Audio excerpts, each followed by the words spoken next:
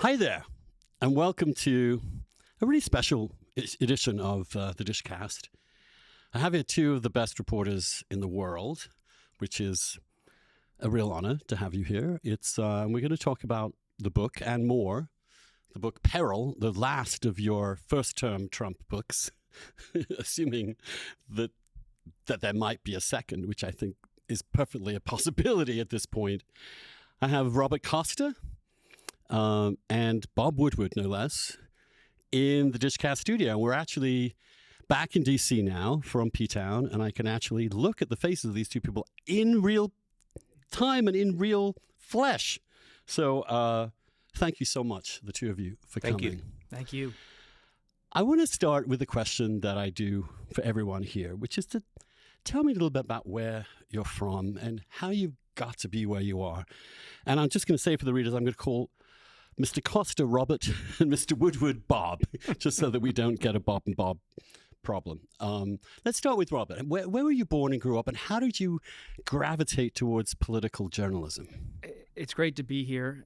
And I was born in Richmond, Virginia, but only lived there for 2 years, so I don't have much of a memory of it. Grew up outside of Philadelphia in a place called Bucks County, Pennsylvania, north of Philadelphia, about 45-minute drive north. And I went to a large public high school, Pennsbury High School, about 4,000 students, which I think was really formative for me to go to a large public American high school. I did spend 2 years in middle school living in the United Kingdom. My dad's a lawyer for a pharmaceutical company, now retired. We moved over there to Buckinghamshire, so I moved from Bucks County to Bucks County briefly. And I fell in love with the UK, ended up going to Notre Dame for college. Then I went to Cambridge for my master's. And so I'm a Bucks County guy, but I also have an affinity for the United Kingdom. You went to Cambridge for your master's, Cambridge University? At Queen's College at Cambridge. Wow. Studied Churchill. Really? I did. Well, I'll forgive you for Cambridge, but as an Oxford man myself. Indeed. But now I didn't know that about you. And are you an admirer of Churchill, presumably, or? I actually studied. My mentor and advisor at Cambridge was a socialist, Andrew Gamble, and he's an expert on Thatcherism. And so I studied Churchill and the Anglo-American relationship with an appreciation for a lot of what he did, but also some skepticism. And I still have an affection for my professor, Andrew Gamble, for really teaching me how to approach a subject who's so known with fresh eyes. Yeah, and in fact, in England, of course, Churchill people have a much more interesting relationship to him than in the United States. One of the first pieces I'm just remembering I did under Mike Kinsley at the New Republic was to go to the annual meeting of the United States Churchill Society and write up what I saw. And of course, I mocked it rather badly, I think. And it was called, the piece he called Churchill Envy. And it's really about how neoconservatives created a mythical Churchill in the way that Leo Strauss actually originally kind of made Churchill this great figure of a statesman. I grew up in my family in which Churchill was a god. I mean, he saved the world. But of course, it's more common. Did you read Boris's pretty terrible book about him? I did. I think Boris Johnson's another intriguing political figure and someone who I've tracked throughout his career. I met him when he was foreign secretary as a reporter, and he interests me as a reporter in the same way Churchill does. Someone who's not really part of his party, has galvanized it to be sure, but is always almost sneaky and scheming, but also has an intellectual base for what he's doing. And it's easy to kind of paint Boris Johnson with a broad brush, but that's not the way I would see him in any way. He's a complicated political figure, much like Churchill. Yeah, I feel that too. I spent some time a few years ago trying to persuade Americans that he was not Trump, that he was actually much more interesting and actually doing something much more interesting in Britain than the Republican Party has managed here. Anyway, Bob. Yes. Most people know you, obviously, from Watergate onwards as this great journalist. But where did you grow up? And well, I was raised in Wheaton, Illinois, 25 miles west of Chicago. And Wheaton, Illinois is the home of Wheaton College, Billy Graham territory. So I was raised in an evangelical environment, and my babysitters from Wheaton College would come, and they It's very interesting because part of the job was to recruit people for Christ, and many of them tried with me, and I can't say they succeeded, but they tried hard. But it was they had to sign a pledge: no drinking, no smoking, no gambling, and to the authors of the pledge, it was inconceivable to them that college students would want to make love. So that was not on the prohibition. So that's all they did, as best I could tell. If it's a failure of you're going to make a list, make it long and as encompassing as possible.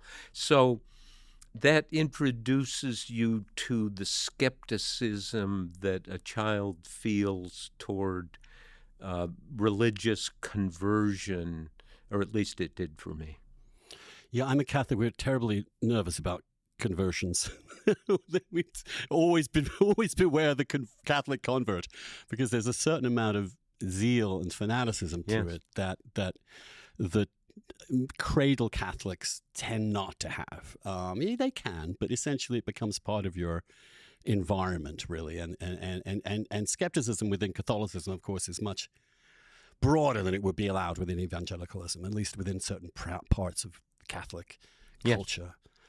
So how did you get into journalism exactly? Well, real quick, I was graduated from college in 1965. Had to go into the Navy because I had a naval scholarship in college, and I was extended for a year, so I had a fifth year to do. And I was assigned to the Pentagon to work for the Chief of Naval Operations and Communications. And I was going to go to law school, and I was 27 by the time I ended my Navy career. And I thought, let's see, law school 3 years, I'll be 30, and that's the end of life, you think, at that point in your life. And so I have to do something, and went to the Washington Post, just walked down. You could walk in, no security, go up, and said, I'd like to work here. And they gave me a tryout, which I failed, but realized I loved the work and worked at a weekly paper, and the Post hired me back in September 1971. Wow! So you failed your first journalism test? Yes, yeah. It was a powerful failure, as most failures are. But the editor, who then became our Watergate editor, Harry Rosenfeld, he said, "You just don't know how to do this," which was true. And I said, "But thank you." And he said, "What do you mean, thank you?" And I said, "Well, I know this is what I want to do." And he helped me get a job at the weekly paper, and then hired me 9 months before Watergate. 9 months. 9 months. Extraordinary, really. We don't think of you as a young newbie just falling into this massive story and persisting with it, but that's what it was. I also noticed that, Bob, you've been in the Navy, and you grew up in a pretty conservative neighborhood, and you too, Robert, right? I mean, where you grew up was not exactly liberal America. It was interesting. My parents are kind of middle of the road, moderate Republicans, and my whole town, though, was moderate Democrat, moderate Republican. It was famous. It's still famous. The 1st Congressional District was long time the 8th Congressional District of Pennsylvania, a swing district, the suburbs north of Philadelphia. It had a Democratic congressman for years in Peter Kosmeyer, a Republican moderate for years in Jim Greenwood. And it's a place that had a whole swath of America. There was a steel mill that had closed for U.S. Steel in the southern part of our area, and then the northern part was rural farmland, a little wealthier. So you had the whole spectrum. One thing that intrigues me about those two stories is that there aren't that many journalists today in the elite media that have similar backgrounds. Many of them are much more taken from a more narrow elite. That's partly because the society has shifted, and the turn towards educative, cognitive elites has become quite narrow. But when you dealt with politics as journalists, those values that you grew up with must still be in your head, right? I mean, to some extent. And so you have an idea who you're really trying to write for. That's such a great question. And I mean, you try to find out what happened, and I don't think you can become overly involved in trying to think about who you're writing for. You are writing what we always called the best obtainable version of the truth. But my background is like Robert's. My father was a Republican judge in Illinois, and when I got involved in the Watergate story, you know, that was not happy times in Really, there was Republican conflict in your land family. in DuPage County. And he just essentially said, I hope you know what you're doing. A lot of people felt that way, right? Yes, yeah, including me. Yeah. Yes, right. Yes. So let's get to the book because, I mean, one of the things I feel reading both of you, actually, just as a complete person, is that you are trying to find what I would call the regular reader, the general reader, the public. It doesn't feel to me when you write, either of you, that you're trying to skewer it to one audience to another. But that notion of a general reader must be influenced by the people you grew up, your families, and that neighborhood, as well as the people you've come to know, obviously. But anyway, that's... Well, I just would just say to that, I really do think a lot about my high school. And so many people who I grew up with just don't read the mainstream political news. And so I do think at times I'm not writing for any audience, but I'm hoping that it breaks through with people who just want to learn what's going on, to figure out what happened, to break through with people who are having their everyday lives. Let me ask you, for me, there were two questions, really, deep questions that came out from reading your book. And the one which I'm still grappling with, a lot of people are grappling with, how serious, really serious, was this attempt to remain in power, to kind of try and rig or affect the process both before and after the election so that the Biden victory would not be legitimate. Now, there is a debate about this. Well, I think there's less and less a debate. I think there's so much evidence in this Eastman memo where, as one of your commentaries, you said this is an extraordinary document, and it is. It's a coup plan, really. And so if you trace Trump and the reactions to Trump, not just by General Milley, chairman of the Joint Chiefs, but by Pence, his vice president.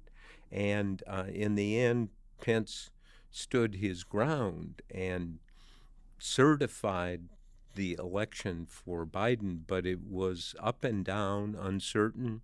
It's quite a road that Pence walked, and he wanted to accommodate Trump at many points. And so I don't think there's, if you look at the profile of Trump in the book, it is angry, determined man. I mean, before the election, he was talking about repeatedly the China virus, just attacking China, saying things like, tweeting, millions of foreign ballots are going to come in to the United States, saying very clearly that if he didn't win the election, it would mean it was rigged, it was stolen. So he's laying the groundwork of doubt, and then you find the level of effort. At least this year, I'm not sure he's done much more other than try to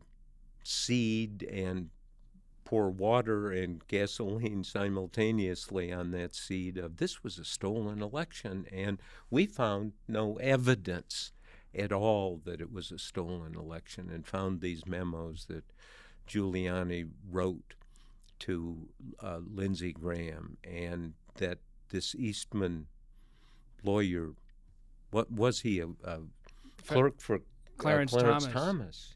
Yeah. I mean, what you really see when you step back is, as a daily reporter for years at the Post, I'm always chasing the ball and where it's going. Where is the news going?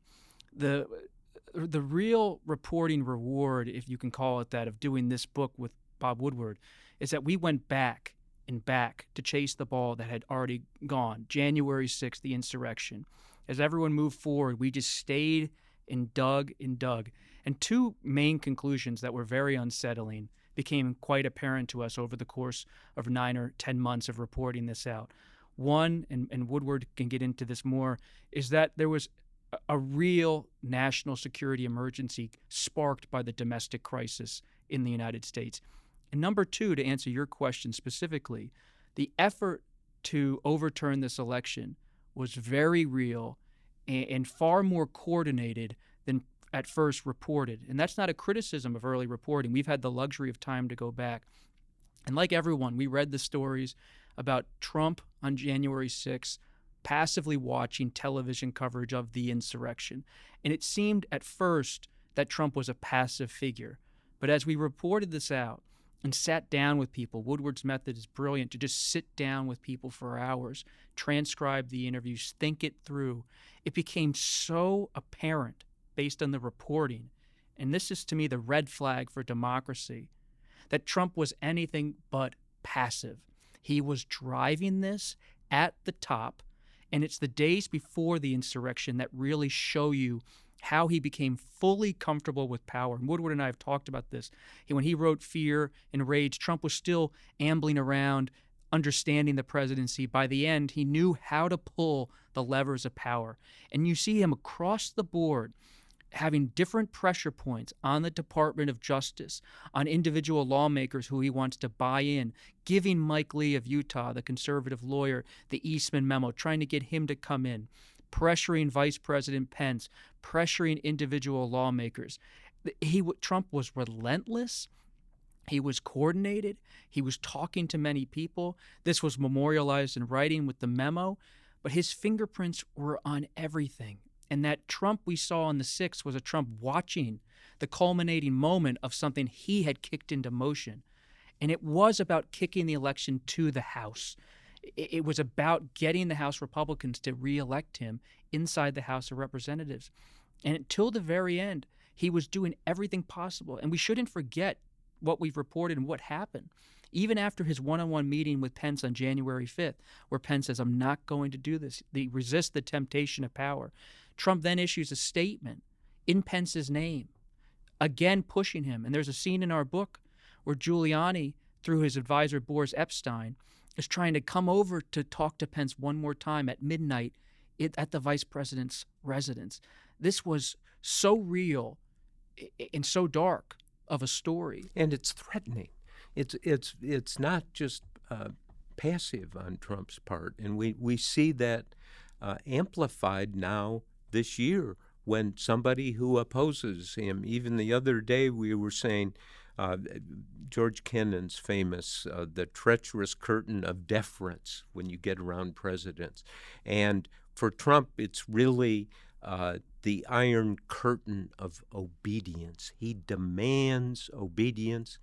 If you don't give it, and you're in the Republican Party and an elected official, you are going to get primaried. You are going to get this kind of treatment. Now, the second element here, and the real surprise for us, was the national security crisis. Mm-hmm. And this national security crisis is so real that General Milley was in a position, and we wrote about this in detail, phone calls to his Chinese counterpart, calling in the people from the war room in the Pentagon and going around the room and say, "You will not take orders from the White House or Trump or anybody without including me." Got it? Got it? Yes, sir. Got it? Yes, sir. Yes, sir. Robert and I were talking this morning about something I'd never mentioned. When I was in the Navy, it's 1969, the height of the Vietnam War. I'm on a destroyer, large destroyer, guided missile frigate called the USS Fox, and it's a Sunday afternoon, and I'm officer of the deck. I'm a lieutenant communications officer, and the skipper is trying to train me to be a naval officer. So I'm acting captain, effectively. And the ship is going along. This is off the coast of Vietnam. We are a radar picket ship. There's lots of intelligence that the Vietnamese will attack American destroyers with cruise missiles, with small boats, so it's kind of a dicey moment. And one of the lookouts shouts out, "Object dead ahead." And I get my binoculars like in the movies, but this really happens. And you look, and it's a floating mine. And the lookouts, "That floating mine, dead ahead, sir." And so I have to act in half a second. And I say, "Right full emergency rudder." That's extremis. And the ship's going about 25 knots. It's a big ship, and it looks like it's going to capsize. And I go to the internal microphone on the ship, 1MC it's called, "Captain to the bridge, captain to the bridge." And he comes running up.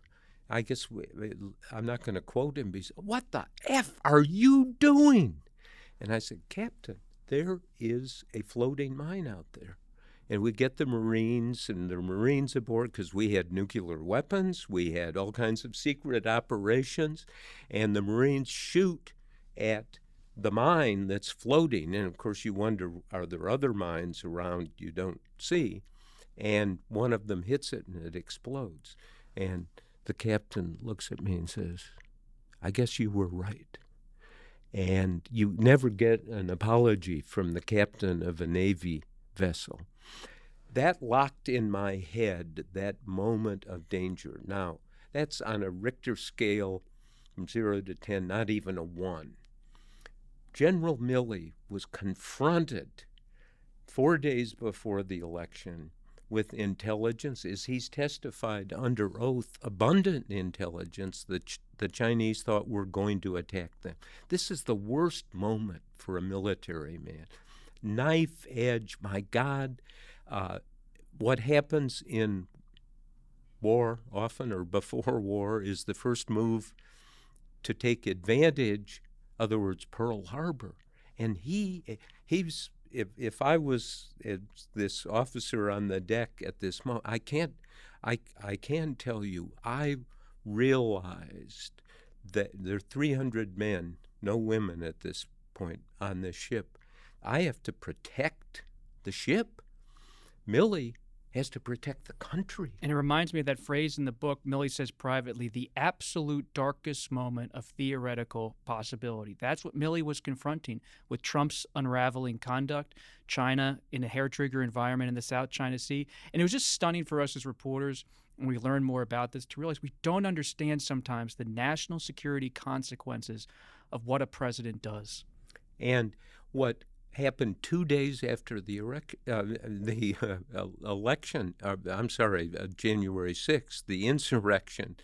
And can we make that insurrection rather than what I said? This is a moment of danger itself. So 2 days after, Milley gets intelligence that the Chinese think the United States is collapsing. So he then calls this 5-year relationship top secret channel.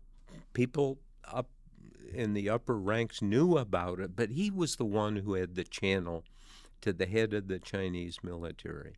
And he says, no, we're not going to collapse. And, calm down. And then in the middle of who calls? Speaker Pelosi. But to me, the question that remains after the Milley testimony has gotten so much attention and scrutiny, but the real question is, suppose Milley hadn't acted to de-escalate the situation. What could the insurrection have prompted abroad, whether it was from China, Iran, Russia? It was a very chaotic environment. And all those countries, China, Russia, Iran, were on military alert.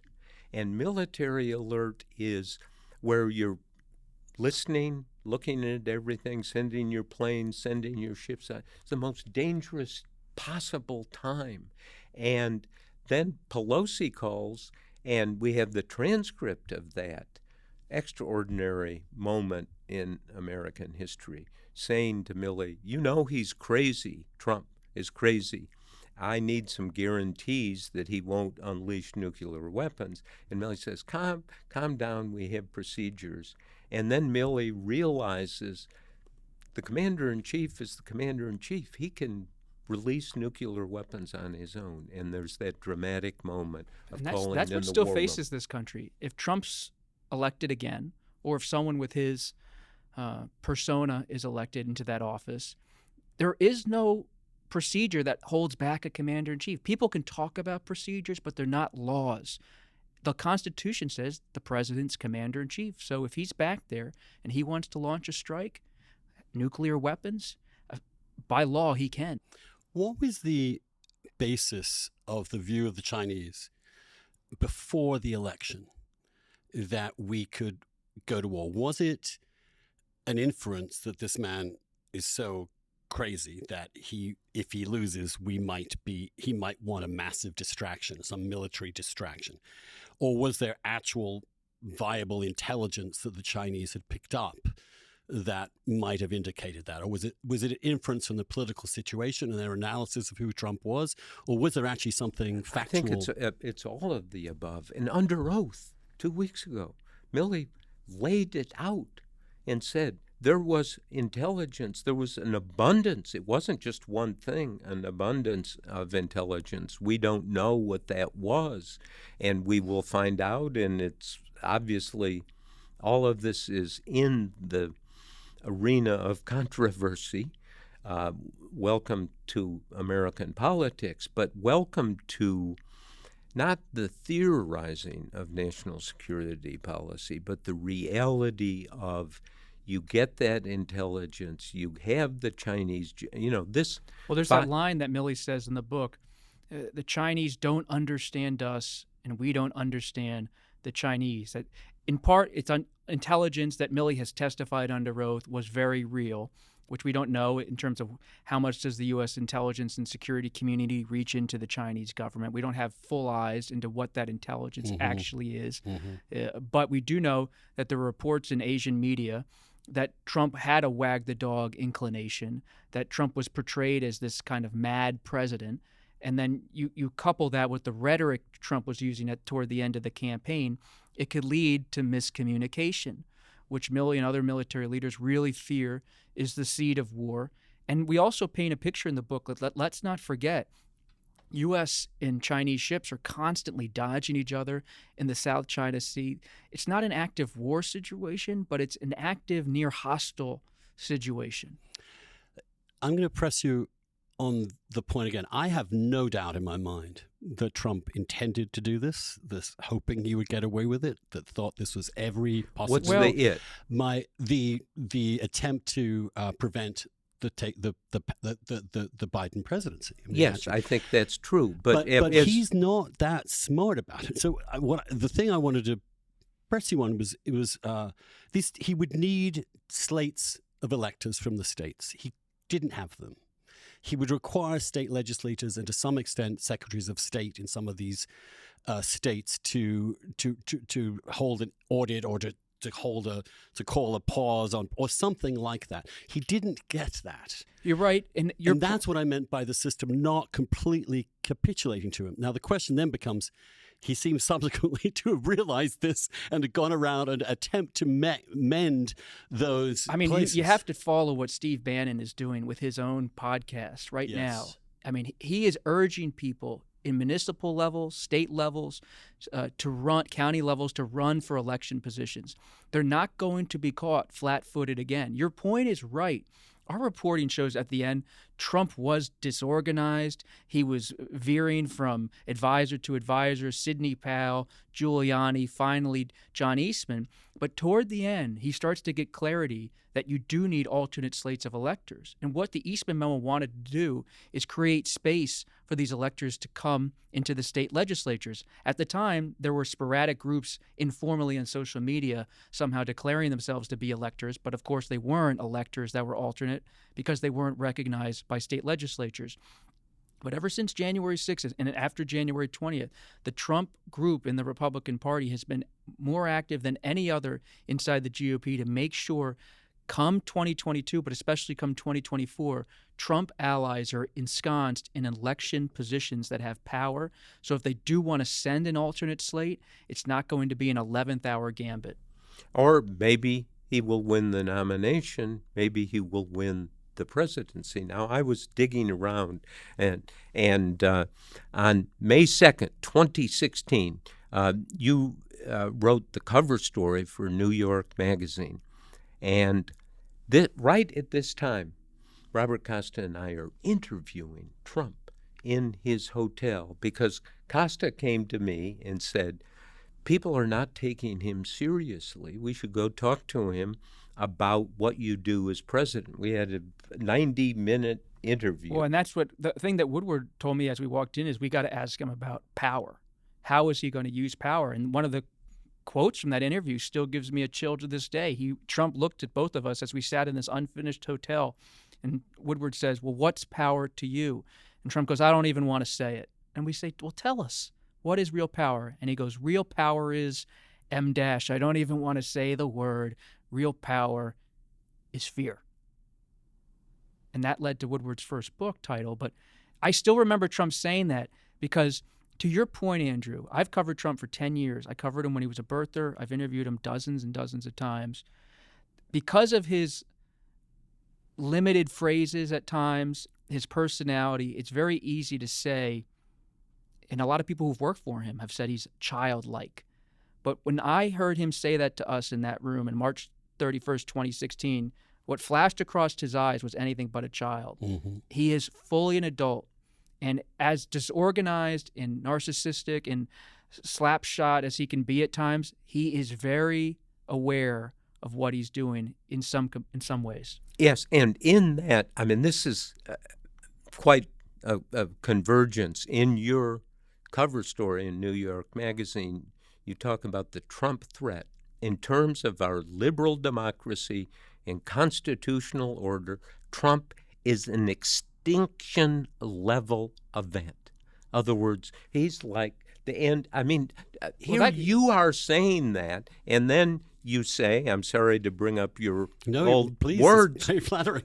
Fear is always the would-be tyrant's greatest ally. And at this time, we're talking, Trump is, what's But you were power. Andrew was ahead of us because it has settled into me after working on this book with Woodward is that I'm not really a political reporter anymore. I'm a reporter, but we're really covering the story of democracy right now.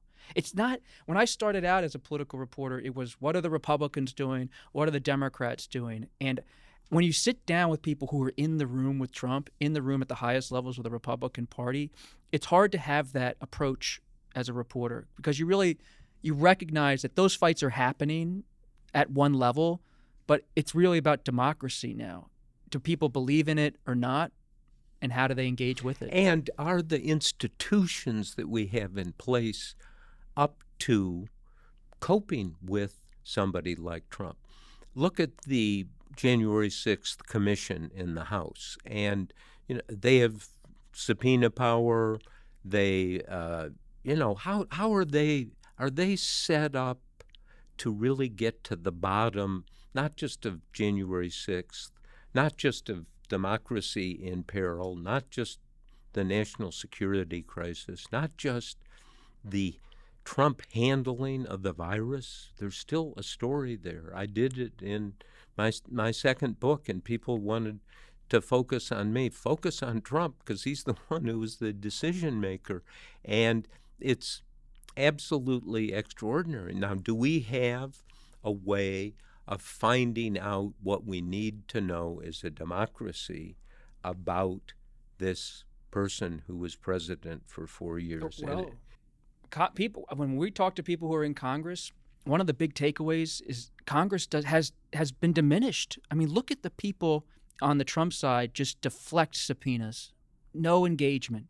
You really wonder, what is the power of Congress now to investigate and to have these kind of hearings? You don't see participation, and Congress, the committee has to wonder, is it going to really try to hold people in civil and criminal contempt?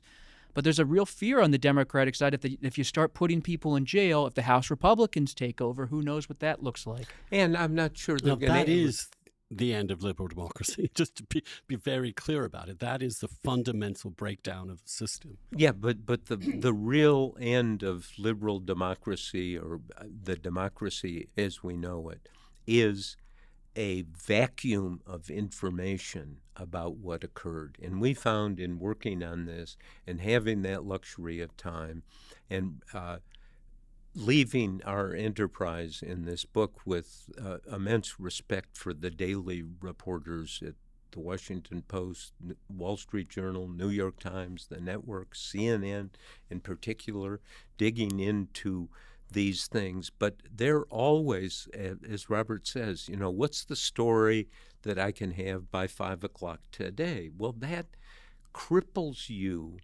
as somebody really in the quest for what happened. I mean, Robert here, in the course of what we're doing, did one 8-hour interview.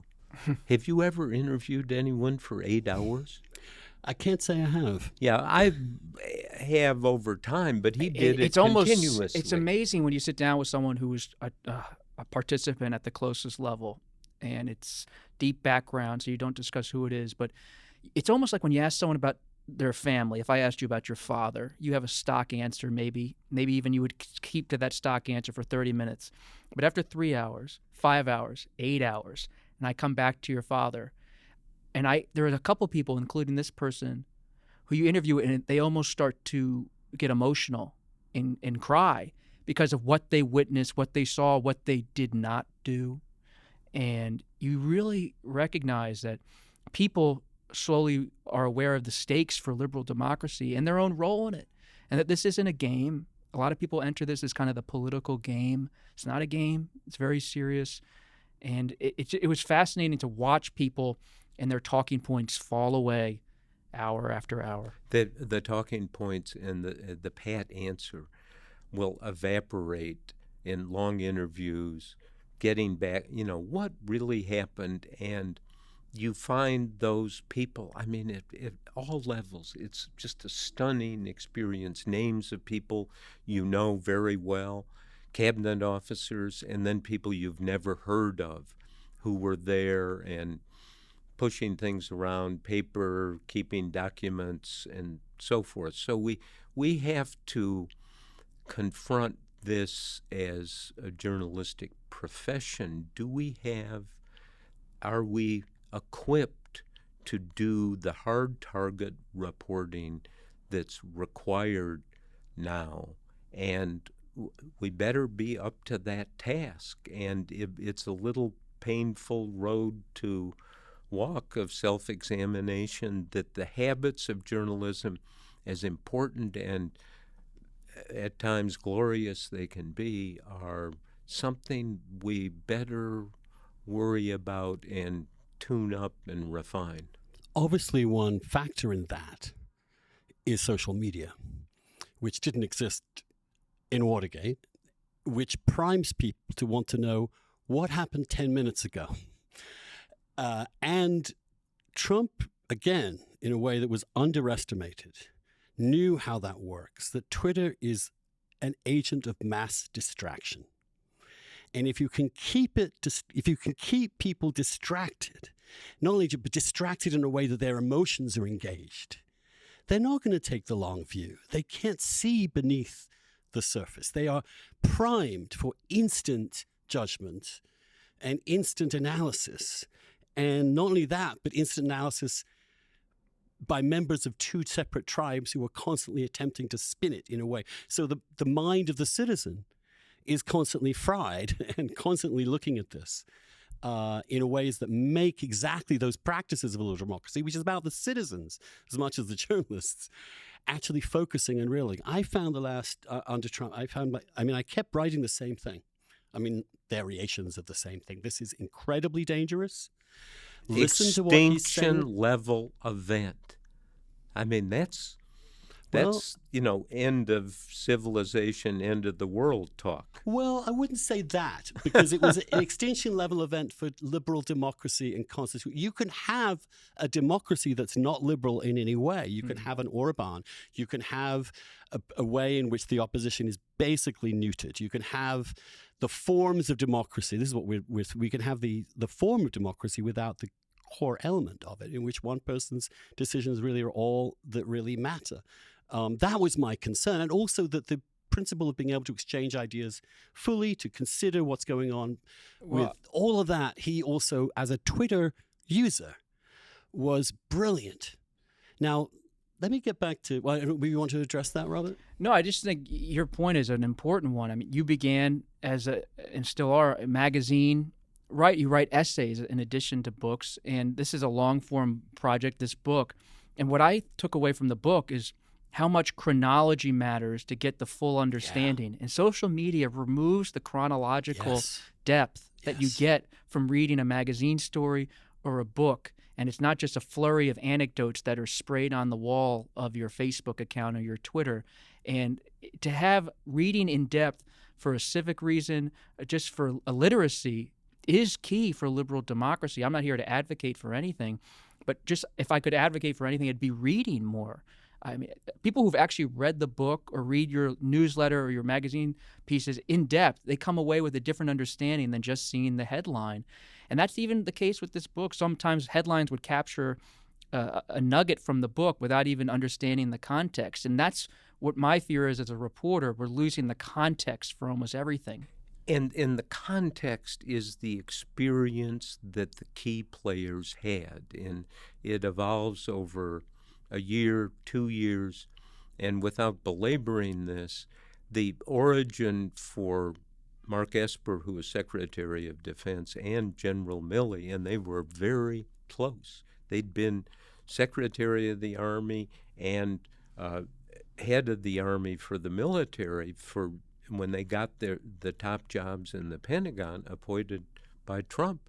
And they realized that Trump wants to bring in, after the Black Lives Matter disturbances and the violence and the murder and the awfulness of all of that, Trump wants to bring in combat troops from the 82nd Airborne to Washington. They know, Esper and Milley know, that this is a prescription for violence and a 1968 style violence. And they, as they say, they checkmated him, stopped him from doing it in his own interest. And having combat troops in Washington, D.C. in this era of all the polarization we're talking about, Black Lives Matter protests, a combat-trained 82nd Airborne, they were horrified, and they had to. So this and how close they came. I mean, it's another almost underreported moment. Trump had the 82nd Airborne over at Andrews Air Force Base, ready to come into D.C. This is the most lethal force in the U.S. military, steps away from coming into the streets of Washington to clash with people protesting for racial justice. And it was just a few people holding Trump back. He wanted it. He wanted it. He wanted his own Tiananmen Square. He admired the Tiananmen. I mean, exactly. What he said about that moment struck me as incredibly revealing about this man. Yes. That again, you can treat him as a joke or you can take him at his word. And these people do tell you what and they you say believe. Both. You say take him at his word and that there's a farcical side to this, and there is a farcical side, but it's not comic. It is, and we found from our reporting, the concentration of power in the president is off the charts. There's nothing like it in any world. Not only is he commander-in-chief, but he commands the bully pulpit, he commands the party, and look at the coverage, the daily coverage of Trump. What did he say? What did he do? What does it mean? And this guy was leader, and he as you've said, Robert, he got, in 4 years in the presidency, he got trained in the levers of real power in the presidency. And he, of course, I mean, I also come from this from background in political philosophy. And one of the subjects that I studied was tyranny and how the ancient writers thought about it, how Shakespeare analyzed it. And there are character traits. Each tyrant is unique. And part of tyranny is ridiculousness too. What is more ridiculous when we look at it than Hitler at this point? If you walk down the street looking at that, you would think, what an absurd outfit. What is he wearing with that? I mean, he'd look silly. But that's part of the attraction, is that you're prepared to be in awe of this person. And the character traits that drive a tyrannical person are deep in each instant and different in each instance. But he's a real one, it seems to me. He's a real one. He's never, ever, ever accepted the legitimacy of equals. He has never, never, ever accepted the possibility of a non-zero-sum engagement in which two sides can win. It always has to be his domination. This is a form of, I would think if you met someone like that in your everyday life, you'd think you would inch your way out of the room and try and stay away from this person. It's a form of mental illness. And yet it's a mental illness that does not mean that you're irrational.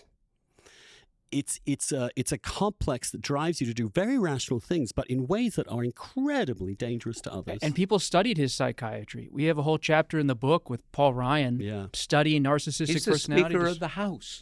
I mean, at this point, when Trump comes in and go. I mean, he realizes he studies these articles given to him by a donor. Don't humiliate this person in public. But to your point about his personality, he's got a narcissistic personality disorder. In the eyes of Ryan, we don't. We're not doctors. We're not that. But you're humans, and I'm a human being, and I've noticed people who are crazy, and he's absolutely out of his mind in some respects, and yet cruelly rational in others. This isn't in the book, but one scene that I always stick with covering Trump is in 2015. I'm with him backstage, one of the only reporters traveling with him at that time, with Corey Lewandowski and Hope Hicks, and it's his first rally in Arizona. And he's seeing this crowd, and the crowd's okay, enthusiastic. And then he starts going into Build the Wall, and the crowd, for the first time, roars. And he looks back at Lewandowski and Hicks, who are standing next to me, and he gives them this quick grin, and he goes right back to the wall. We're going to build it even higher. Build the wall. And the crowd gets whipped into a frenzy.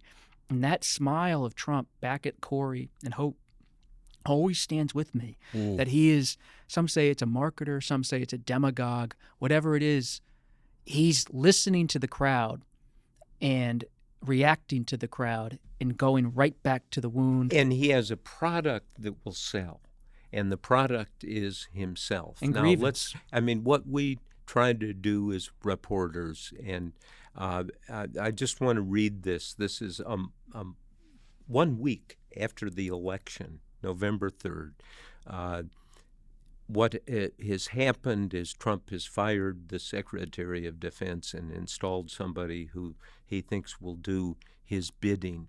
And it's Gina Haspel, who's somebody we do not hear from very often. She's the CIA director. And she says this idea of firing Esper, who was a West Point classmate of Pompeo's. And she says the following: yesterday was appalling. We are on the way to a right-wing coup. The whole thing is insanity. He is acting out like a 6-year-old with a tantrum, end quote. Now that is a woman, 35 years in the CIA, trained as a case officer, by all accounts an aggressive, some think overly aggressive, case officer, but somebody who was schooled in assessing instability. And this is her assessment. A right-wing coup, a 6-year-old with a tantrum. And that lives with us. It's like something we talk about a lot. The CIA director, nonpartisan, believed this country was on the brink of a possible right-wing coup during the transition. And that, to your point, Andrew, even if Trump himself is not coordinating this in an explicit or sometimes organized fashion, there's a rolling nature to it, and him installing his own people into these positions, and he's ready for the possibility of amassing even more power. Now, let me get to the obvious consequence of this, that what you've described, what your three books show chronologically, and I would urge people to sit down and read them in order, because I agree with you entirely that chronology is everything. His capacity is to get you distracted for 10 seconds. Your job is to sit down and see what he's really doing underneath. This has been demonstrated. It is not as if all these acts are a mystery. You guys, other people have detailed it. Some of it has been in front of our very eyes. That this man nearly took this country's entire constitution down. This man is irrational, dangerous, angry, a 6-year-old having a tantrum. And yet today in the United States, one of the two major parties is still in his thrall.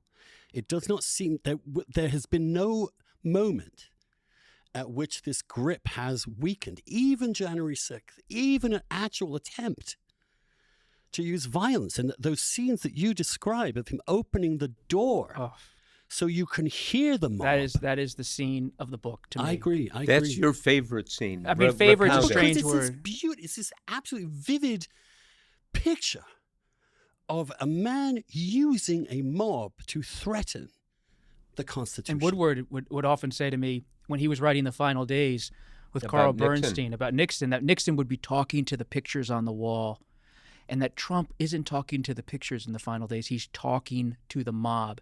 And the thing I would hear from sources is that the people inside the Oval Office on the night of January 5th, 2021 are shivering, 31 degrees, shivering, saying, "Mr. President, can we please close the door?" No. Keep it open. I want to hear my people. They have courage. They are the ones who fight. This is the eve of the insurrection. He has the door open to freezing weather so he can listen to the mob outside. Not only that, but if he were a regular politician, he would subsequently, if he wanted to come back, be laying out a program or hitting these themes. He's had one theme, which is they stole the election from me. And he's, despite a simply mountain of evidence, he is absolutely determined that be the first thing, that the next election is about that. In other words, his narcissism is so great, he has lost any idea of what he might actually accomplish. But here's what I want to get to again. So how do you explain so many people in this country, well, maybe 30 to 40% of them, are behind this manic, crazy tyrant to the nth degree? So yes. How do you explain that? Okay, but see, what we have limited capacity. We're reporters, and what I think we can't do is be angry about people who disagree with us. I think the idea... I'm not asking for you to be angry. I'm asking you to understand but so it many and explain people it. are angry. Right. And anger doesn't work. You know, the great British novelist Graham Greene always said, don't despise your enemies.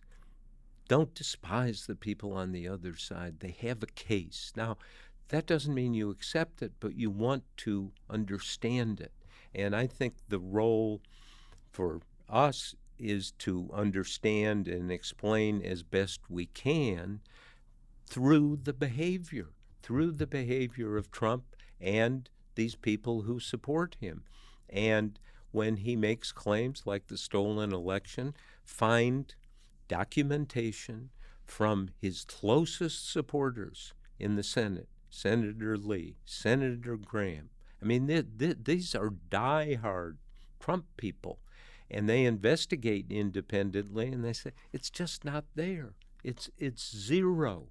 And that was so important that we reported on Republicans realizing Trump allies, not never Trumpers, Mike Lee and Lindsey Graham, two of the top allies for Trump, proving the election was fair. They did not find evidence of fraud. It's not Woodward and Costa saying it. It's through our reporting, his own Republicans. attorney general, which is the man who owed everything to Trump. And like Trump, as we show, was his political advisor. And is a tribalist.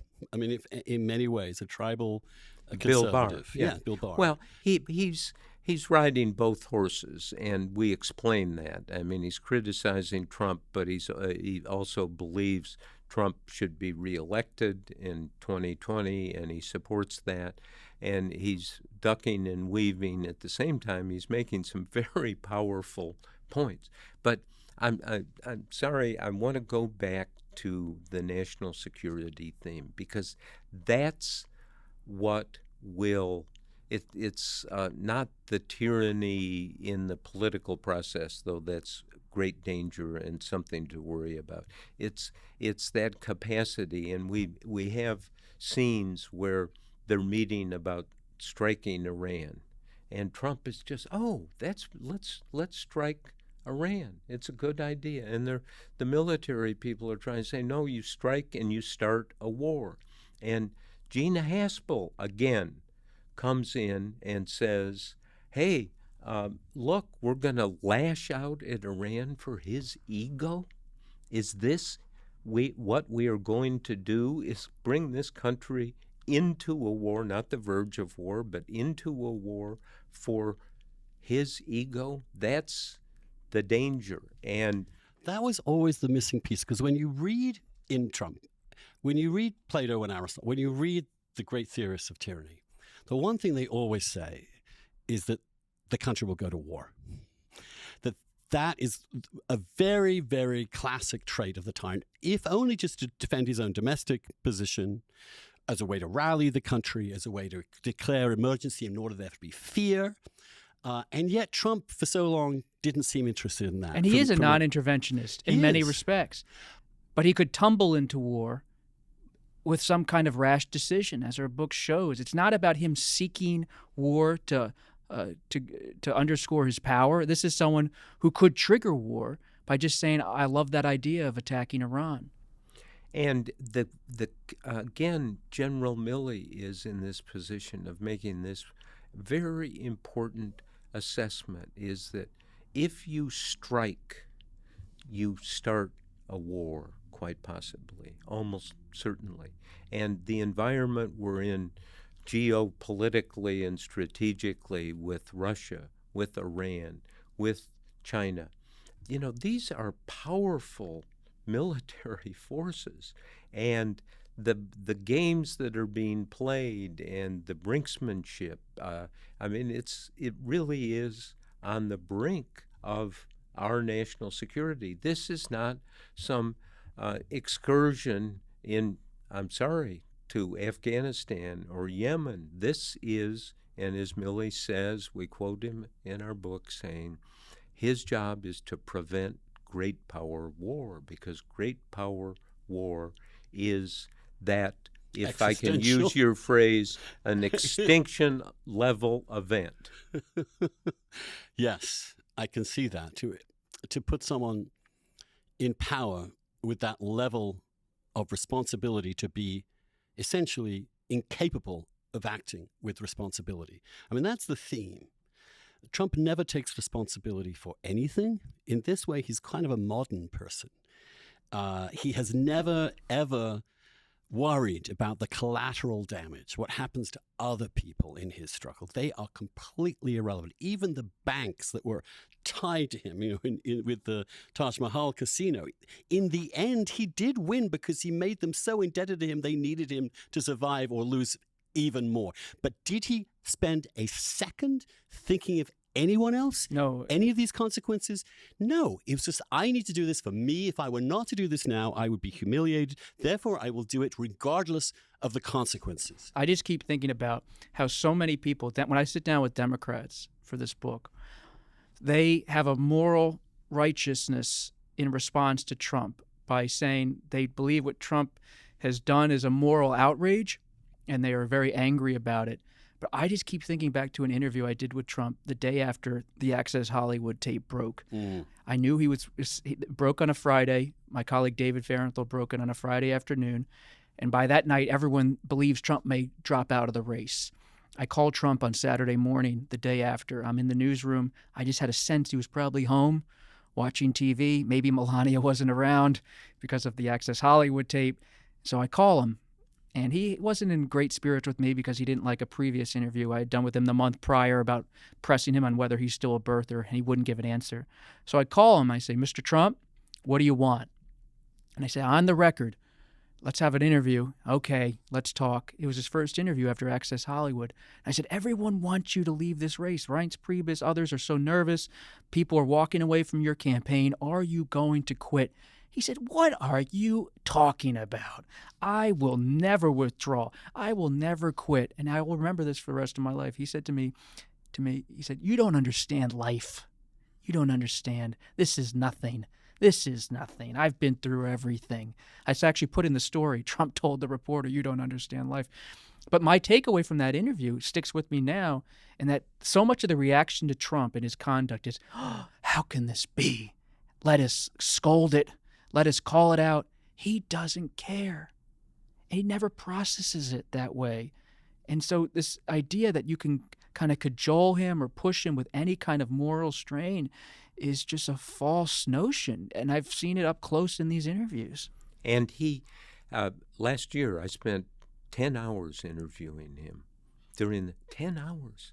And he was able to sit for 10 hours with you? Well, no, it was 18 separate interviews. Okay. Yeah, on the phone or in person in the Oval Office. And one of the things he said about the virus, which I thought was so important, said, I always downplay it because I don't want to panic people. And my wife, Elsa Walsh, who's a student of history and it was helping on this book that became Rage, she said, you've got to read Franklin Roosevelt's Fireside Chats and see how he dealt with crisis. And so we dug them out, and there's Roosevelt after Pearl Harbor, one of the most damaging historical events. And Roosevelt goes on the air and Fireside Chat that he'd worked out himself, and he said, we are in a fight for our survival, and I'm counting on you, Americans, because this is what Americans do. They rise to the moment, and factory workers are going to have to work night and day. The military is going to have to do this. And he just lays out a parade of necessary actions by Americans to save America. And we went through that, and I thought, that's it. That's it. You not only have to understand yourself, you need to understand the people you're leading. And the people Trump was leading, they're the same people that Franklin Roosevelt was leading. And history shows time and time again when people come out of the presidency, go on television or a fireside chat, and they say, I have really bad news. We're in a pinch. And we're going to get out of it, not because of me, but because of you. We are counting on you to make this effort, and I know you will. And Roosevelt was so successful with these fireside chats, his aides would say, when someone would come up, you got to do a fireside chat. And he'd say, no, I have to limit my effort here, because he would do it himself. He would take days to prepare. And he said, I can't have a fireside chat every week. I have to borrow a phrase, do it in a moment of peril, when there is real obligation on the leadership of the country and the people of the country. And so the catastrophe, one of the catastrophes of Trump, he doesn't understand America. And that failure to understand that removes him from that opportunity of what we call inspiring leadership.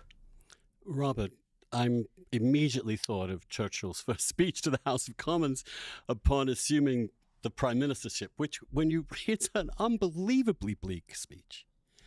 It is, we are screwed, but we will fight them, and you will do it, and please, we all in this together. And again, you're right, and the British similarly, they rose to that occasion. Obviously, in an extraordinary People way. do, families do, individuals do. I mean, no. But this is why Trump seems to me, and the whole Trumpism, I alone can fix it. This is a direct attack on self-government. It is, I take from you all those responsibilities, and it's me that will do everything. I can do anything. And that's what's so not American about this. Like, how did, for example, the Republican Party, that has done nothing for most of my adult lifetime but talk about self-government, become the vehicle for its abolition? How do you explain that, Robert? Well, one of the things I'm watching, whether it's for the Republican race for 2024 or even for the Democratic Party's future, who's going to galvanize the country along those themes of liberal democracy beyond the partisanship? Who's going to speak out and articulate that there is a crisis of democracy afoot, and who's going to address it? What's their solution for it? We're not here as reporters to take a side, but I'm definitely watching and listening. Who's speaking to some of these deeper themes? And for the Republican Party, I've covered it in depth for over a decade. And it comes back to your question, Andrew, about how do these people stay with Trump? I covered the beginning of the Tea Party movement, and so much of what's happened, and I would argue as a reporter, both parties, is a response to the economic crisis. And it's fed on the Republican side support for ideas like birtherism and the rise of racism in that respect, this grievance toward the establishment, whether it's economic or political. And on the left, the crisis in 2008 really fed the rise of someone like Bernie Sanders from the fringe to be seen as someone offering a new slate of ideas for the left. And we see that, of course, in the UK as well. And long story short, my conclusion as a reporter, which is still evolving, is that the grievances from that period are still activating our politics. And some people, like Trump, have taken different strands and woven them together into a new political consensus, at least within the Republican Party. And I also see in the Republican Party a sclerotic approach to policy that I just remember so vividly covering Mitt Romney's defeat. I was in Boston when he lost, and I was talking to donors and Romney advisors in that ballroom up in Boston. And there was a real sense in that room in November of 2012 that it was over for the Republican Party, that they could not win the working class again in Wisconsin, Pennsylvania, and Ohio. And that the Romney-Ryan message, tackling Social Security and Medicare and cutting taxes, it just wasn't a coalition. And in that collapse in the wake of Romney and Ryan, what do you see in 2013? Just a few months later, the rise of Steve King, the far right on immigration. Immigration becomes the issue, the rejection of comprehensive immigration reform. And that fuels Trump into 2014 when I really start tracking Trump. And by the end of 2014, he's somewhat forgotten by history because he was fired. But Sam Nunberg, not Roger Stone or others, Sam Nunberg, this low-key Trump advisor, says to Trump, if you take Obama's outsider message, bind it together with Steve King's incendiary politics on immigration, and then add in your celebrity, you could be the Republican nominee in 2016. And that Trump says, yes. And by January of 2015, he's hired Corey Lewandowski in New Hampshire, hired Chuck Laudner in Iowa, and he gives me a call and says, I've made these hires. And I said to Trump, I remember when we were talking in 2011 and you were thinking about running, you wouldn't spend a dime. Have you spent a dime? He said, I've hired them all. And when Trump puts money into something, it sometimes means he's taking it seriously. And that was really it. Those were the themes he brought together. And he's someone, as I said, when I was watching him at the Arizona speech, people forget in 1999, he runs against Pat Buchanan. The Reform Party flirts with the presidential campaign. He runs against nativism. He is someone who finds this position in 2014, 2015 by realizing where the party is going in riding the wave. And so often Trump's given credit for changing the Republican Party, but he was riding the tiger.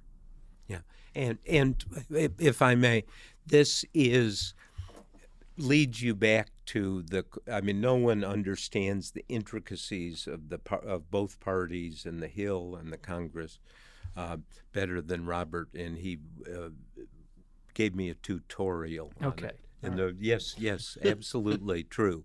And I was out of touch and rusty, and he's in touch and well-oiled, believe me, and well-sourced and thinking about it. And you have this discussion leads you back to the question of what's the job of the president. So I'm in the Oval Office the end of 2019, beginning my series of interviews with Trump, and he's sitting at the Resolute desk, and he's got pictures of Kim Jong-un, and he's got judicial appointments, and he's got his props there. And so I just asked, what's the job of the president? And he leans forward and says, to protect the people. Now, I think if you asked any president, at any time, that's a pretty good definition of the job of the president, to protect the people. And this is the failure of Trump. He failed to protect the people with the democratic process, with the virus, he set the stage for all these lightning moments in national security, which we describe at length in the book. And so we're sitting there in the Oval Office, and there's a grandfather clock there.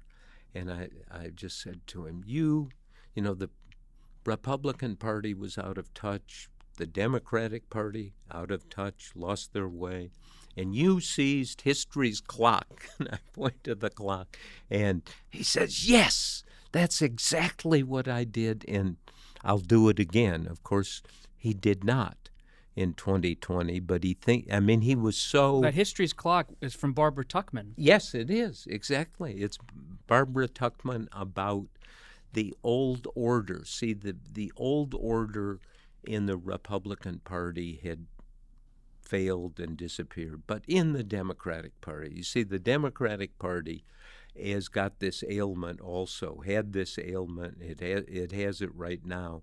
What's it about? Where is the direction? Where is the leadership? And Trump came, and as Barbara Tuchman, the historian, I didn't raise it with Trump because, he doesn't know these things. It's not, but intuitively, I seized the clock. I seized the moment. And he got the definition of the job right. And I wanted to say, okay, if he really believes that, because it came out of his mouth just fire. The Democratic Party point is so important. In our book, it doesn't get much attention because it's the Biden component, but it really should. Biden's decision to run is he recognizes, not only in his words to Ron Klain, that Trump's un-American, not an American president in his view, but he sees Trump stealing the working class vote from the Democrats in a way that's quite powerful and will have a devastating effect if the Democrats don't address it. And in our book, it's Jim Clyburn and others, and Mike Donilon, guys with working class backgrounds or backgrounds in the black community, who are saying, don't forget that this party, the Democratic Party, must have the working class voter, the black voter, the working class white voter, the Latino voter in their camp, and you can't take them for granted. And Biden's the candidate who's not only the counter to Trump, but will remember what the Democratic Party's coalition is really about, because Trump, especially with his anti-immigration message, is reaching right into that working class that sees immigration as the issue that has drifted them toward Trump.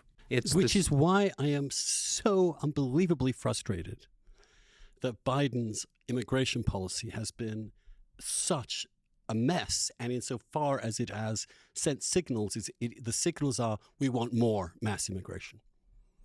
And in fact, we want more non-white people in the country. They even have a quote, I have a scene from him saying that. Biden has not separated himself from the activist wing. When I first saw the Democratic primaries and they were about making it easier for people to come into the country by decriminalizing border crossing. And the only problem was how many people can get in and how easy can we make it for more and more people to come in. I thought these people have no idea. They don't even have an idea what Latino voters or Latinx voters, as they call it. That's how out of touch Biden is. He actually used the term Latinx. He is programmed by the far left, the things that he is saying, which is why I wouldn't use the word program. He's made a choice to be it's a choice. Yeah. Okay, this wasn't programmed. He's made a decision. The Amtrak riding centrist from Delaware, based on our reporting, has said from day one of his presidency, I want to be with the progressives, and I want to transform this country. Take him seriously. We take Trump seriously. We take Biden seriously. He's made decisions from the start, massive spending, passes $1.9 trillion. We document in the book, pushing Manchin, pushing the centrists to come along. He's doing it again with his spending plan. Sometimes Biden's almost not given enough attention. He's making dramatic decisions.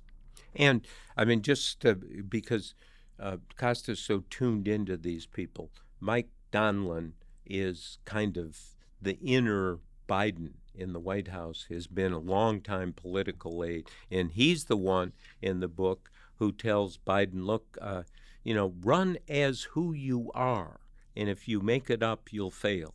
You have to run at who you are. And when there's discussion of modifying the message and so forth, Biden will have none of it. Donlin will have none of it. But there's a discrepancy, and people can see it between that and what's actually happening. For example, on the equity agenda, which Biden has, which is, in my view, a program of systematic race and sex discrimination, Biden is all down with it. Biden is concerned that we weren't treating migrants fairly, not how do we stop them coming in. That critical race theory as this issue that's going to be propagated, which is part of equity, all the way down through every government institution and even through public schooling, he is all in favor of it. Any disagreement is a function of being a racist. This is creating a huge reaction out there. In other words, Biden is playing directly into the hands of Trump. That's my view. And I think he's making it much more likely that we're going to see it next month in the race in Virginia. Virginia's going to be fascinating. I mean, more than fascinating. It's going to be a bellwether. And if the Republican wins, if Terry McAuliffe, the Democrat who'd been the governor before, I mean, I've known McAuliffe, as has Robert, going back to the Clinton years. And I remember I published something in one of my books that McAuliffe did not like, but it came from McAuliffe. and why did you use this? And I said, well, because it's true and it's from you. And he was so mad. He said, it's a good line, actually. He said, lose my phone number. Lose my phone number. And I thought that's actually, someday I'm going to use that to somebody who I don't want to talk to. And so he's quite angry at me. What did you say? What did you report that he was? Something about things he'd said about Gebhardt, the congressman who was running for president, and they were harsh, and politics is harsh, as we know. But so McAuliffe, I watched him on Morning Joe the other day, or I guess maybe yesterday or the day before, and he's all cheery. He's all, everything's great. I did a terrific job. I did this for people. I did this for women. I'm going to, by the way, have Obama come in, First Lady Jill Biden come in. What about Biden coming to I'm campaign? sure Biden may come. I'm sure Biden will come. Yes, I think that's that may be the last few days of the campaign. But to build on what Bob was saying about Virginia and to your point, you can't turn on Fox News, it seems, these days without seeing the Loudoun County School Board or another school board in Virginia and there are conservative Republican parents protesting curriculum, angry about issues you just detailed, Andrew. And so Virginia is going to be a bellwether, broadly speaking, but it's going to be a bellwether as well for are these issues of equity, critical race theory, are they actually activating political change in a state like Virginia? Because I have my own doubts and skepticism about whether the prism of school board meetings shown on Fox News is representative of what's happening across the board, but maybe Virginia will be a test case. But on the point of equity, we see in our book, Biden embraces it when it comes to addressing the virus. He is with it, and take that seriously. This is someone who is not dancing around it. He's going right at it. He did a good job at the beginning. As we chart through that, it was very activist. It was not Trump, so we don't want to panic people. Biden was panicking people and very much of an activist, but the Delta variation came along as, something that you couldn't control. And of course, what's the what is we talk about this endlessly, don't we? About the future and what changes the equation, the political equation in this country. And I think that traditionally it's a crisis of some sort. If you look at 9/11, the 2001 terrorist attacks, 3,000 people died, a giant tragedy.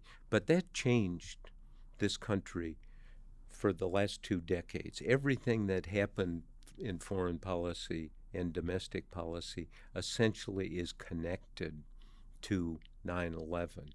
And we now have almost 2,000 people dying each day because of the virus. It's astonishing how we become accepting of certain things and totally unaccepting of other things like that terrorist attack. So is there going to be a crisis? What's the state of the economy? Really, what's going on in all of these areas? And so what we get to do happily is be this makes you an old guy with me. But I think the thing we've talked about a lot is the crisis still is voting in this country, in this election system. The scene that really, I think, sticks with me now on this issue is Clyburn has Manchin over to his office. Remind people who Clyburn is. The House Majority Whip, the highest-ranking Black American in Congress. Critical for Biden.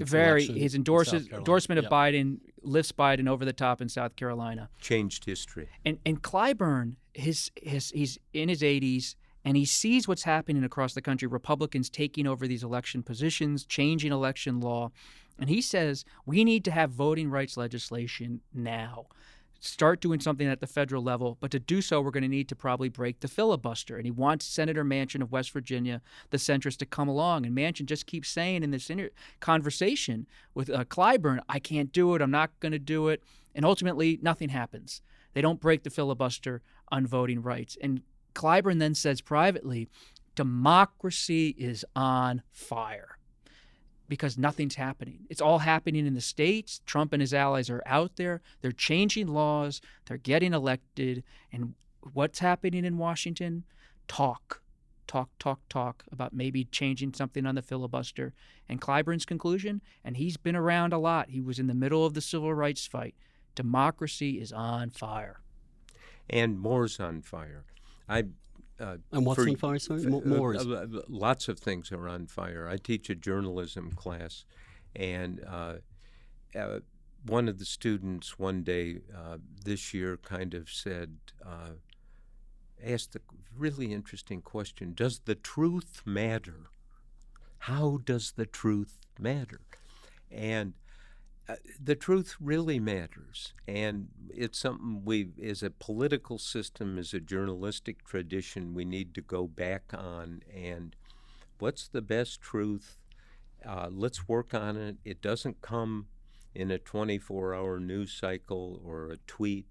It takes a long time to get as close to the truth, and that's what we owe ourselves, and we owe in the case of the Washington Post or our book, the readers. And we have got to, it's really hard as a journalist to acquire an emotional distance from what's going on. But the problem is, Bob, the entire journalism industry is saying no. The narratives are what matter. The narrative to change America is what we are.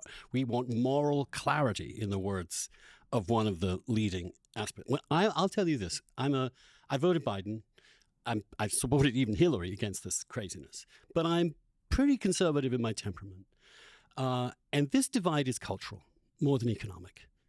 And it's a function of the industry, the one culture, educated, college-educated people, as opposed to non-college-educated people. That's the divide. In that divide, it isn't so much even money. It is about culture. And what the mainstream media has done the last 4 or 5 years is lose my trust. I'm not the only one. I don't trust what they write anymore. I know what they're driven by. When the New York Times puts a special issue of their magazine, or the 1619 Project, which asserts as its core that there is no such thing as objective truth, that we're not interested in truth. We're interested in systemic change, and we will then tell a story about America that will help us. Now, make that change. Now, that is something that I don't trust. Okay. That's a legitimate criticism, but I'm just reflecting the old guy here. I think we need to be cool about that. I need to be, and again, remedy, more reporting, more clarity, try to explain what's going on. And if your diagnosis is correct, as I recall, there are more people in this country without college degrees. If that's the divide, Trump rules. That's why he will. And what I compare it with, like in the UK, for example, we have very similar dynamics, culture, college, etc. What Boris has been able to do is take establishment conservatism, co-opt that stuff, siphon all its votes into a mainstream party, and govern not massively from the right, but for example, he's now pouring money into hospitals, helping working class areas in the north of England. I don't see that here. But I do see the power of this. I'm telling you, my reason will make me vote. Well, it depends on a Democrat. But my internal gut is that I want the Republicans back. And if it weren't for Trump, I want to stop these crazy people of the left that are running the government and running media and running every cultural institution. Well, and that's for you to take a position on. But I think as a reporter who works for a, quote, mainstream organization, and a reporter who values the idea of speaking as a reporter to every sector of the audience, I prize integrity, and I think we got to protect that in the media as a reporter. And one of the things I've really tried to do is when I'm out there talking to voters or sources, and they say to me, on the left, you're corporate media, or on the right, you're fake news, I stop and I just don't engage. And I just keep reporting, because I feel so often I'm being pulled into this riptide of politics where both sides want to engage me as a political actor. And that if they can engage me as a fellow political actor, then I have to start debating, being defensive. But if someone says to you, you're fake news, what's the human response usually? No, I'm not. It's defensive. It's I am not. If you say nothing, then they can't have that conversation. I just want to report. I hope there's still room in this country, and I believe there is, to just vigorously report. And I want to be the kind of reporter who, if I do spend 9 or 10 months digging, and I come out of this experience as a nonpartisan reporter and say this democracy is very fragile based on our reporting, and it's very serious, that people just don't go, oh, that's Costa, he's fake news, or he's corporate media. They say, well, we don't really know him personally, but we know his work has integrity. We're going to listen to what he has to say. And that, to me, is so critical to protect. I don't want to get pulled into these debates, so both sides can hear me out and say, well, if he's ringing the bell on this, I can trust him. I trust you, Robert. I trust both of you, actually. I don't think there's some political agenda. But when I see so many reporters for the Times and the Post and the Journal on Twitter portraying themselves as really quite far left in their politics and their agenda. Look, you can love him or hate him, but I'm not here to engage with you in that debate. Oh, no, right. See, I'm just saying see, someone needs to restore the credibility of this the way that you are. Now, I know the way to do that is just to do it.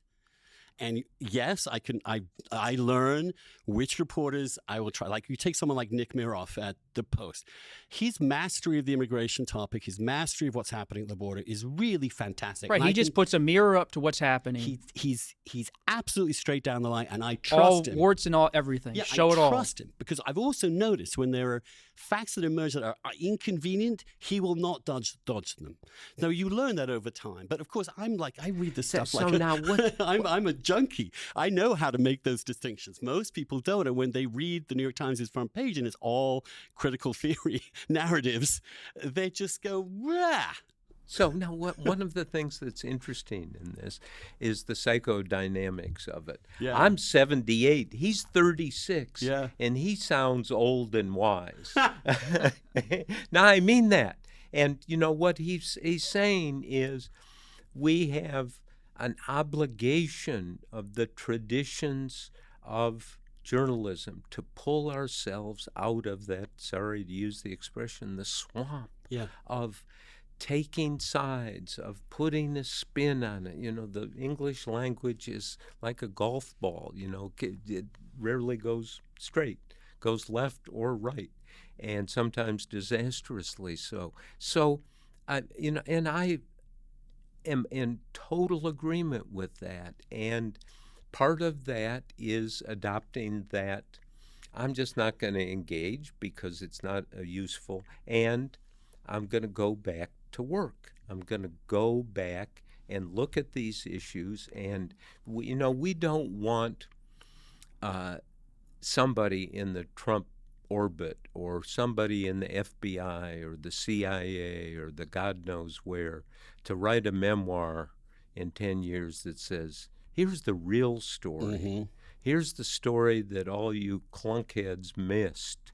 And we deserve to know now. Yeah, we need to know now. That's the duty. But to push back gently on Andrew's point, when I was living in the UK, growing up for a few years and for grad school, I enjoyed how, to use a phrase, a lot of the journalism over there had voice, and they were fighting a lot. And I enjoyed, as a reader, the fight. And so as someone who's a reporter, someone on the sidelines watching, I like seeing the tangle over ideas.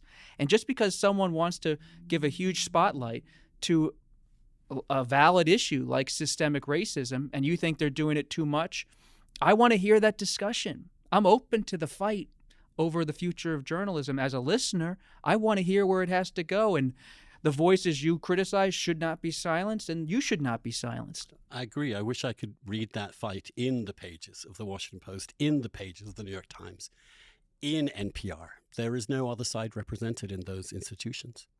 That's what I would say. Now, look, I'm not going to force you into this because I don't want to, because I want you to be where you are. And I just want to say I'm so impressed with your empirical obsession, and because empiricism is a lost cause in so many ways, and no, I do trust sir, you both. No, it's not a lost cause, and it's a necessary cause, and it I feel comfortable that they're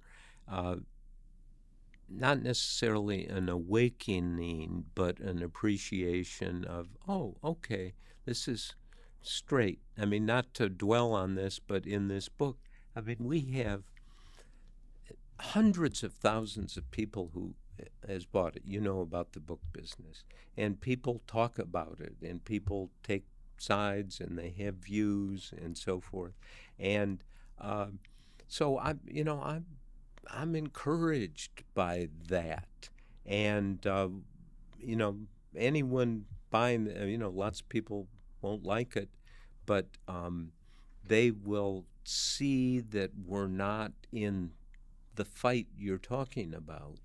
And I agree with Robert that I like to watch it. I think it's important. What I find painful is people on the right and on the left will go on cable news there and say anything sometimes. And it's not even close to the facts, just make assertions. And that's troubling, and that gives me hives, quite frankly. Yes. I trust you guys, to be honest with you. I've trusted you because I've read you for so long, and that's an empirical judgment that I'm making about the we work appreciate you've it. done. I want to tell you how grateful I am for the work you Thank do. you.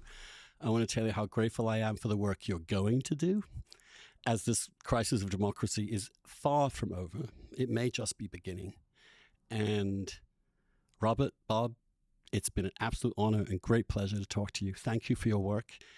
And I'm sure readers and listeners will have lots of thoughts and questions. Please send them to us. Send us your comments on what we've talked about, and I will, as we always do on The Dish, run dissents in the body of the place. So exactly the kind of debate that you believe in will be in the very blog that we do. Thank you so much, and I can't wait to see you next week. I don't who we got next. I always forget who we've got next week. But anyway, we've got someone fantastic next week, but we will never be able to really match Bob and Robert. Thank you so much. Thank you, Andrew.